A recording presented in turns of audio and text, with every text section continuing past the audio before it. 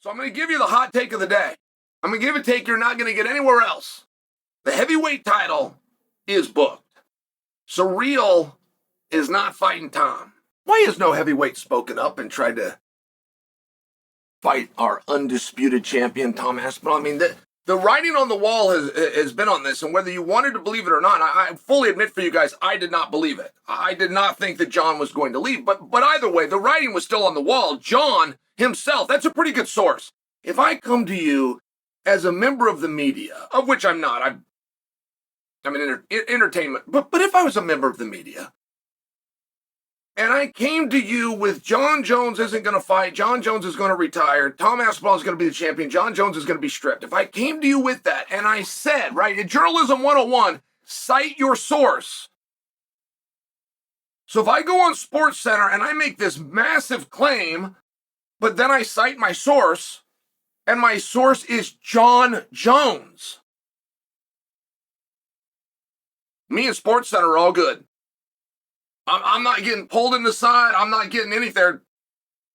That'd be great. I've done my day's work and I go home. My source was Jon Jones. So when these other heavyweights hear Jon Jones saying it's not going to happen, you can then double down on the source with Tom Aspinall, who went on SportsCenter and said, Jon and I aren't fighting. Why did another heavyweight not speak up? Ever? They got this heavyweight out there that I like. His name's Volkov. Now, Volkov and Aspinall has actually happened. It happened at a time that you guys might not know that right off the top of your head. But this Volkov just has something special that I like as a fan, which is he wants to fight. Without exaggeration, if I call Volkov now, if I call him right now, say, hey, I can get you Tom. But it's in 8 hours, dude. You got to get to the airport and get out here. I would not hear about training camps or how he was feeling or what he weighed. He would say, wow, thank you, Chael. I can't believe you pulled that off. He'd hang up the phone, he'd come out and fight him. I mean, there's something to that. He's hungry. The way that Volkov hurt when that decision against Ciryl came in, those are the kind of guys I'm looking for. Now, there's another hammer out there called Jailton Almeida. And this guy can fight, man. This guy's even got a record. He got a record for the most takedowns in one round in UFC history. Oh, by the way, he did that to Curtis Blaydes, a national wrestling champion. I mean, Curtis Blaydes is great. He really is. Curtis came back and won that fight. And because Curtis won that fight, there's a little piece of Jailton Almeida that feels it's not appropriate for him to come into the media and demand a title shot. And he's wrong. He's wrong. His record is good enough and his accomplishments are good enough and his ranking is high enough. He's got every right to come out and demand this. And then you have popular opinion, which turns to Ciryl Gane. Now, when I talk about popular opinion, Ciryl and Tom have a history. It's brief, but it exists. There was very organic call-outs. There was a very organic rebuking that Ciryl did to Tom, and Tom did not appreciate it. And the rankings would make you think that it's Ciryl. And every heavyweight is dead silent. Now, as weak as that is, I mean, if you're in the fight game and you're not trying to pick a fight, what kind of fighter are you? As weak sauce as that is, that no heavyweight is speaking up, I do believe it's for a reason, which is a fight is booked. And you can tell people to keep a secret, but the word gets out, but then this is just how our industry works. The word gets out and everybody in the industry knows it. But if the industry knows it's a secret that they were never supposed to have, the industry actually does a very good job, surprisingly, of them not releasing it to the public.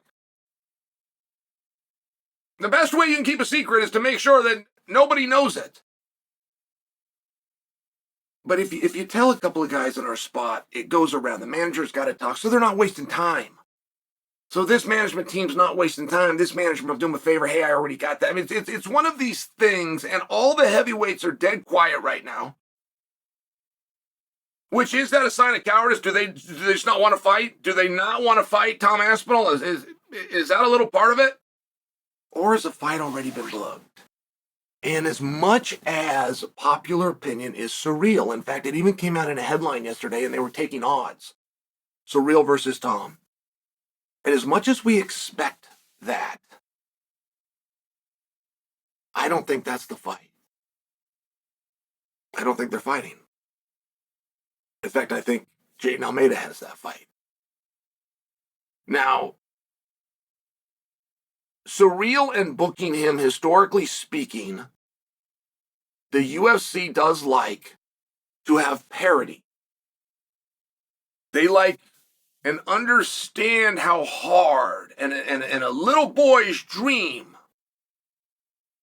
of just getting to fight in that main event for a title. They understand how big that is, and they do like, when given a choice, to spread that around.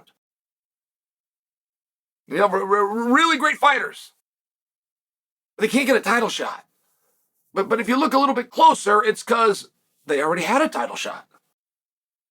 Or they already had 2 title shots. And even if the ranking says they're next or they work their way back, the UFC does have a history of liking to spread that opportunity around. And most people are saying that it's Ciryl. If you were a betting man, you'd be wise to say it's Ciryl. I'm just coming to you and I'm saying I don't think it is. I don't think the optics work. If Ciryl beats Tom, it makes it very clear that Jon Jones is the guy. If Ciryl and Tom go out there and they battle with each other, it makes it pretty clear that Tom's the guy. Jon is the guy. We just saw this play out with Francis to a degree. And it wasn't massive. The idea of Jon versus Francis wasn't massive. But if Dana would have got behind it, probably go down as the biggest fight in our industry, at least in the heavyweight division. And while it wasn't massive, there was some hope and there was a lot of talk about it. But when Jon competed with Ciryl on the heels of Ciryl giving Francis an incredible bout, was that a split decision, guys? I remember thinking that Ciryl won. I just remember watching that fight and going, okay, the judges are going to give it to Ciryl. I remember thinking that, and it went to Francis, and it was a great job for Francis. It's not an attempt to give him a slap here. What I'm sharing for you is when Jon went in and dusted Ciryl, from that moment forward, there is no great talk around Jon and Francis. It really stopped the talk. And I would only use that as an example for now. Like Tom versus Ciryl, there would be a lot on that. Not to mention the historical idea of taking that opportunity and spreading it around, that would also be soured. Ciryl has not just had opportunities for world titles, he's had a world title. He hasn't just had opportunities for undisputed world titles, he's had opportunities for interim world titles. I don't believe that you're going to turn to him. And in Ciryl's last fight, and they love to say in this industry, but there's a truth to it, that you're only as good as your last fight, he lost the fight. Ciryl lost to Volkov. He lost the fight to Volkov, he won the decision. I'm coining a phrase that I got from the late, great Robert Follis. This guy won the fight, he lost the decision.